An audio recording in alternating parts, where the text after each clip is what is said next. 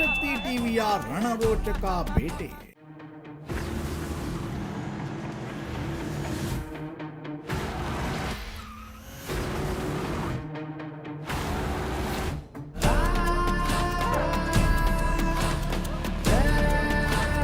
ಮುಖ್ಯಮಂತ್ರಿಗಳೇ ಎಲ್ಲಿದ್ದೀರಿ?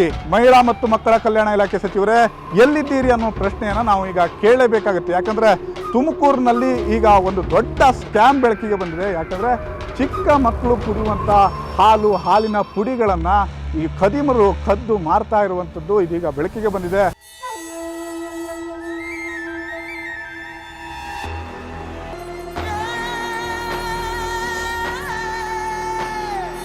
ಹೆಡ್ಡಾಗೆ ಬಿದ್ದಿದ್ದ ಹೇಗೆ ಗೊತ್ತಾ? ಕಳ್ಳರ ಜಾಲ.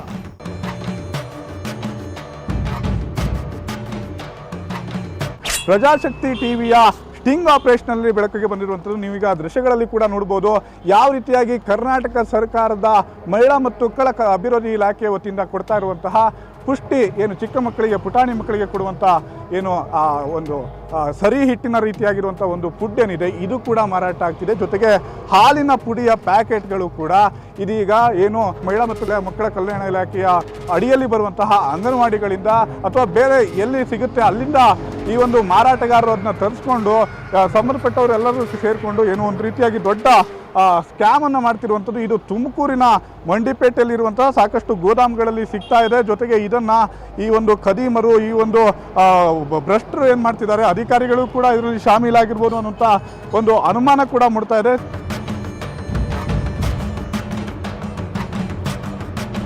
ಎಸ್, ನಿಮ್ಮ ಪ್ರಜಾಶಕ್ತಿ ಟಿವಿ ತಂಡ ರಣರೋಚಕ ಬೇಟೆಯಾಡಿದೆ.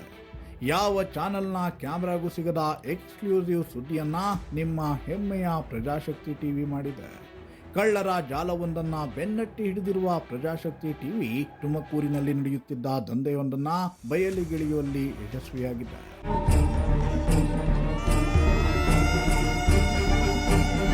ಹೌದು, ಬಡ ಮಕ್ಕಳು ಹಾಗೂ ಬಡ ಕುಟುಂಬಗಳ ಗರ್ಭಿಣಿಯರು ಮತ್ತು ಬಾಣಂತಿಯರಿಗೆ ಸಿಗಬೇಕಿದ್ದ ಆಹಾರ ಪದಾರ್ಥಗಳನ್ನು ಕಳ್ಳ ಸಾಗಣೆ ಮಾಡಿ ಮಾರಾಟ ಮಾಡುತ್ತಿದ್ದ ಜಾಲವೊಂದನ್ನು ನಿಮ್ಮ ಪ್ರಜಾಶಕ್ತಿ ಟಿವಿ ಭೇದಿಸಿದೆ. ಸರ್ಕಾರದ ವಿವಿಧ ಯೋಜನೆಯಡಿ ನೀಡುವ ಆಹಾರ ಪದಾರ್ಥಗಳ ಪೊಟ್ಟಣಗಳನ್ನು ಸಾಗಿಸುತ್ತಿದ್ದ ವಾಹನವನ್ನು ಪ್ರಜಾಶಕ್ತಿ ಟೀಮ್ ಬೆನ್ನಟ್ಟಿ ಹಿಡಿದಿದೆ. ಕಾಂಗ್ರೆಸ್ ಸರ್ಕಾರದ ಮಹತ್ವಾಕಾಂಕ್ಷಿ ಯೋಜನೆ ಕ್ಷೀರಭಾಗ್ಯದ ಅಡಿ ಅಂಗನವಾಡಿ ಮತ್ತು ಸರ್ಕಾರಿ ಶಾಲೆಗಳಿಗೆ ನೀಡುವ 100 ಕೆಜಿ ಹಾಲಿನ ಪೌಡರ್ ಬೊಲೆರೋ ವಾಹನದಲ್ಲಿ ಸಾಗಿಸಲಾಗಿತ್ತು. ಜೊತೆಗೆ ಅಂಗನವಾಡಿಗೆ ಸರಬರಾಜು ಮಾಡುವ ಗೋಧಿ ನುಚ್ಚು, ಬೆಲ್ಲದ ಪುಡಿ, ಗರ್ಭಿಣಿಯರು ಮತ್ತು ಬಾಣಂತಿಯರಿಗೆ ನೀಡುವ ಪುಷ್ಟಿ, ಉಪ್ಪಿಟ್ಟು ಮಸಾಲ, ಲಡ್ಡು ಮಿಶ್ರಣದ ಪ್ಯಾಕೆಟ್ಗಳನ್ನು ಕೂಡ ಸಾಗಿಸಲಾಗಿತ್ತು.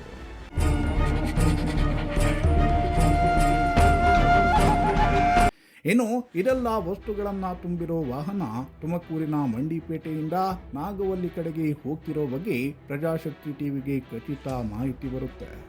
ಈ ಮಾಹಿತಿಯನ್ನು ಆಧರಿಸಿ ನಮ್ಮ ತಂಡ ಈ ವಾಹನವನ್ನು ಫಾಲೋ ಮಾಡಲು ಮುಂದಾಗುತ್ತೆ. ಬಳಿಕ ಈ ಬೊಲೆರೋ ಟ್ರಕ್ ಕುಣಿಗಲ್ ವೃತ್ತದ ಬಳಿ ಬರ್ತಿದ್ದಂತೆ ನಮ್ಮ ತಂಡ ಈ ವಾಹನವನ್ನು ತಡೆದು ನಿಲ್ಲಿಸುವ ಕೆಲಸ ಮಾಡುತ್ತೆ. ತಕ್ಷಣವೇ ಚಾಲಕನಿಗೆ ಗಾಡಿಯಲ್ಲಿ ಏನಿದೆ ಅನ್ನೋದನ್ನು ತೋರಿಸೋದಕ್ಕೆ ಹೇಳಿದಾಗ ಆತ ಸ್ವಲ್ಪ ನರ್ವಸ್ ಆಗ್ತಾನೆ. ಇದನ್ನು ಗಮನಿಸಿದ ನಮ್ಮ ತಂಡ ತಕ್ಷಣ ವಾಹನದಲ್ಲಿದ್ದ ಚೀಲಗಳನ್ನು ಚೆಕ್ ಮಾಡಿದಾಗ ಅದರಲ್ಲಿ ಹಾಲಿನ ಪೌಡರ್ ಸೇರಿದಂತೆ ಸರ್ಕಾರಕ್ಕೆ ಸಂಬಂಧಪಟ್ಟ ವಿವಿಧ ಆಹಾರ ಪದಾರ್ಥಗಳ ಪ್ಯಾಕೆಟ್ಗಳು ಇರೋದು ಗೊತ್ತಾಗುತ್ತೆ. ಮಹಿಳಾ ಮತ್ತು ಮಕ್ಕಳ ಅಭಿವೃದ್ಧಿ ಇಲಾಖೆ ಅಂಗನವಾಡಿ ಫಲಾನುಭವಿಗಳಿಗೆ ಪೂರಕ ಪೌಷ್ಟಿಕ ಆಹಾರ ಮಿಲೆಟ್ ಲಡ್ಡು.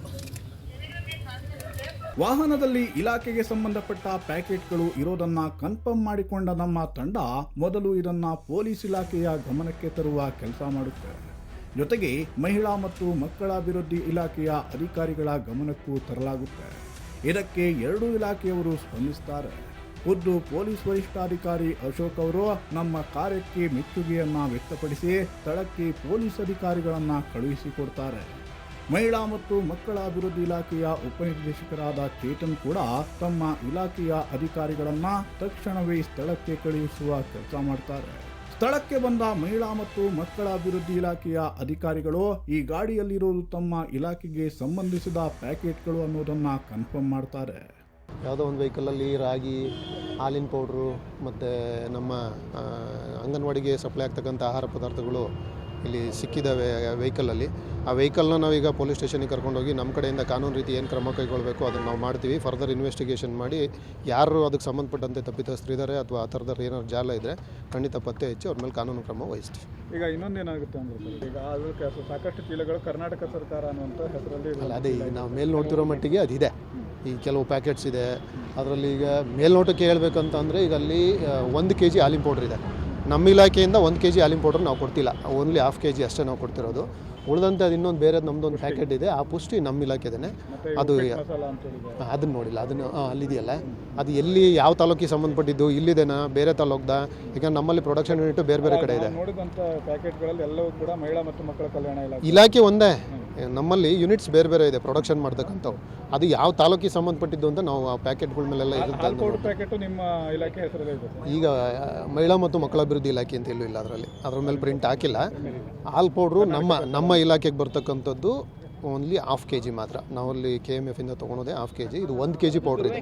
ಇನ್ನು ಲೋಡ್ ಆಗಿದ್ದ ಈ ಬೊಲೆರೋ ಟ್ರಕ್ ಅನ್ನ ತಿಲಕ್ ಪಾರ್ಕ್ ಪೊಲೀಸ್ ಠಾಣೆಗೆ ಕೊಂಡೊಯ್ದು ಮಹಜರು ನಡೆಸುವ ಕೆಲಸ ಕೂಡ ಆಗುತ್ತೆ. ವಾಹನದಲ್ಲಿ ಸಾರ್ವಜನಿಕ ಶಿಕ್ಷಣ ಇಲಾಖೆಗೆ ಸಂಬಂಧಪಟ್ಟ ಹಾಲಿನ ಪೌಡರ್ ಪ್ಯಾಕೆಟ್ ಕೂಡ ಇದ್ದುದರಿಂದ ಅಕ್ಷರ ದಾಸೋಹದ ಅಧಿಕಾರಿಗಳನ್ನ ಕೂಡ ಪೊಲೀಸ್ ಠಾಣೆಗೆ ಕರೆಸಿ ಮಹಜರು ನಡೆಸಲಾಗುತ್ತೆ.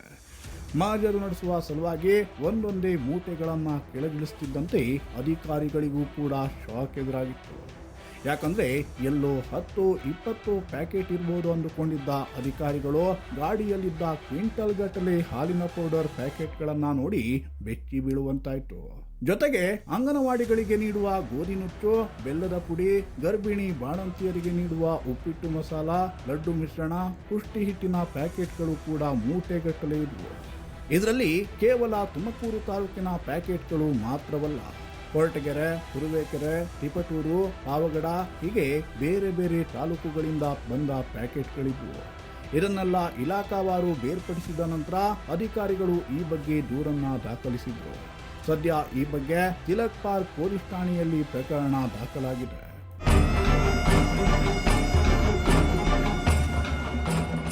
ಇನ್ನು ಈ ದಂಧೆ ಇಡೀ ರಾಜ್ಯಾದ್ಯಂತ ನಡೆಯುತ್ತಿರುವ ಶಂಕೆ ಕೂಡ ವ್ಯಕ್ತವಾಗಿದೆ. ತುಮಕೂರು ನಗರದ ಮಂಡಿಪೇಟೆ ಸುತ್ತಮುತ್ತ 3-4 ಗೋದಾಮುಗಳಲ್ಲಿ ಇವುಗಳನ್ನ ಸ್ಟೋರ್ ಮಾಡಲಾಗಿದ್ದು, ಇದರ ಹಿಂದೆ ದೊಡ್ಡ ಜಾಲವೇ ಇದೆ ಅನ್ನೋ ಮಾಹಿತಿ ಕೂಡ ಇದೆ. ಸದ್ಯ ಪ್ರಕರಣ ಸಂಬಂಧ FIR ದಾಖಲಾಗಿದ್ದು, ಚೆಂಡು ಪೊಲೀಸ್ ಇಲಾಖೆಯ ಅಂಗಳದಲ್ಲಿದೆ. ಹೀಗಾಗಿ ಪೊಲೀಸ್ ಇಲಾಖೆ ಈ ಬಗ್ಗೆ ಸಮಗ್ರ ತನಿಖೆ ನಡೆಸಿ ಈ ಜಾಲವನ್ನ ಭೇದಿಸಬೇಕಿದೆ. ಇಲ್ಲಿ ಸಿಕ್ಕಿರೋ ಆಹಾರದಲ್ಲಿ ಹಾಲಿನ ಪೌಡ್ರ್ ಮಾತ್ರ ಇದೆ. ಇಲ್ಲ, ಇದು ನಮ್ಮ ಡಿಪಾರ್ಟ್ಮೆಂಟಿಗೆ ಸಂಬಂಧಪಟ್ಟ ಹಾಗೆ 125. ಇದು ನೇರವಾಗಿ KMFನಿಂದ ಶಾಲೆಗಳಿಗೆ ವಿತರಣೆ ಆಗುತ್ತೆ. ಇಡೀ ಜಿಲ್ಲೆಯಲ್ಲಿ KMF ತಗೊಂಡಿರೋದ್ರಿಂದ ಇದು ಇಂಥದೇ ಶಾಲೆ ಅಥವಾ ಇಂಥದೇ ವ್ಯಕ್ತಿಯಿಂದ ಬಂದಿದೆ ಅಂತ ಗುರುತಿಸ್ಲಿಕ್ಕೆ ಸಾಧ್ಯ ಆಗಲ್ಲ. ಯಾವ ತಾಲೂಕು ಅಂತಲೂ ಗೊತ್ತಾಗಲ್ಲ. ಹಾಗಾಗಿ ಈಗ ಕಂಪ್ಲೇಂಟ್ ಕೊಡಬೇಕು ಅಂತ ಆಲೋಚನೆ ಮಾಡಿದ್ದೀವಿ. FIR ಆದಮೇಲೆ ಎನ್ಕ್ವೈರಿ ಆದರೆ ಅದರ ಬಗ್ಗೆ ಮಾಹಿತಿ ಸಿಗ್ತಾ ಹೋಗುತ್ತೆ. ನೀವು ಮಧ್ಯೆ ಎಲ್ಲೂ ಕೂಡ ಸ್ಟೋರ್ ಮಾಡಲ್ಲ? ಇಲ್ಲ, ಡೈರೆಕ್ಟಾಗಿ ನಮ್ಮಿಂದ ಇಂಡೆಂಟ್ ತೊಗೊಳ್ತೀವಿ, ಇಂಡೆಂಟ್ ಕೊಡ್ತೀವಿ KMFಗೆ ತಾಲೂಕು ವೈಸು. ಅವರು ನೇರವಾಗಿ ಶಾಲೆಗಳಿಗೆ ವಿತರಣೆ ಮಾಡ್ತಾ ಹೋಗ್ತಾರೆ. ಹಿಂದೆ ಏನಾದ್ರು ಈ ಥರ ಪ್ರಕರಣ ನಿಮಗೆ? ಈಗ ಸದ್ಯದಲ್ಲಿ ಇಲ್ಲಿವರೆಗೂ ಈ ಥರದ್ದು ಘಟನೆಗಳು ಮರುಕಳಿಸಿಲ್ಲ ಸರ್. ಅಂದರೆ ಹಾಗಿದ್ರೂ ಕೂಡ ಹೈಲೈಟ್ ಆಗಿಲ್ಲ ಅಥವಾ ಇಲ್ಲ ಅನಿಸುತ್ತೆ. ಇಲ್ಲ, ಆದರೆ ಈ ಸದ್ಯದಲ್ಲಿ ಫಸ್ಟ್ ಟೈಮ್ ಅಂದ್ಕೊಳ್ತೀನಿ. ಹಾಗಾಗಿ ಇನ್ನು ಮುಂದೆ ಈ ರೀತಿ ಆಗದ ಹಾಗೆ ನಾವು ಎಲ್ಲ ಶಾಲೆಗಳಿಂದ ಆಗಿದ್ದರೆ ಈ ಥರದ ಘಟನೆಗಳು ಮರುಕಳಿಸ್ದ ಹಾಗೆ. ಈಗ ಅಂದರೆ ಈಗ ಕಂಪ್ಲೇಂಟ್ ಕೊಟ್ಟಿದ್ದೀರಿ. ಕಂಪ್ಲೇಂಟ್ ಆಧರಿಸಿ ಅವರೇನಾದರೂ ಪೊಲೀಸರು ಹೋಗಿ ದಾಳಿ ನಡೆಸುವಂಥ ಕೆಲಸ ಅದೆಲ್ಲ ಆಗುತ್ತಾ ಸರ್ ಅಂತ? ಅದು ಪೊಲೀಸ್ ಇಲಾಖೆ ಮಾಹಿತಿ ಕೊಡಬೇಕು. ತಮ್ಮ ಹೆಸರು ಸರ್? ಸರ್ ಗಂಗಾಧರ್ ಅಂತೇಳಿ, ಅಸಿಸ್ಟೆಂಟ್ ಡೈರೆಕ್ಟ್ರಾಗಿ ಅಕ್ಷರ ದಾಸೋಹ ಕೆಲಸ ಮಾಡ್ತಾರೆ. Okay, thank you. ಅದೇನೇ ಇರಲಿ, ಸದಾ ಸಾಮಾಜಿಕ ಕಳಕಳಿ ಇರೋ ಸುದ್ದಿಯನ್ನೇ ಮಾಡೋ ನಿಮ್ಮ ಪ್ರಜಾಶಕ್ತಿ ಟಿವಿ ತುಮಕೂರಿನಲ್ಲಿರೋ ಈ ಕಳ್ಳಜಾಲವನ್ನ ಬಯಲಿಗೆಳೆಯುವಲ್ಲಿ ಯಶಸ್ವಿಯಾಗಿದೆ. ಈ ಸುದ್ದಿಯನ್ನ ಇಷ್ಟಕ್ಕೆ ಬಿಡೋ ಮಾತೇ ಇಲ್ಲ. ಈ ದಂಧೆಯನ್ನ ಬಯಲಿಗೆಳೆಯುವವರೆಗೂ ನಾವು ನಿರಂತರವಾಗಿ ವರದಿಯನ್ನ ಮಾಡಲಿದ್ದೇವೆ. Bureau report, Prajashakti TV.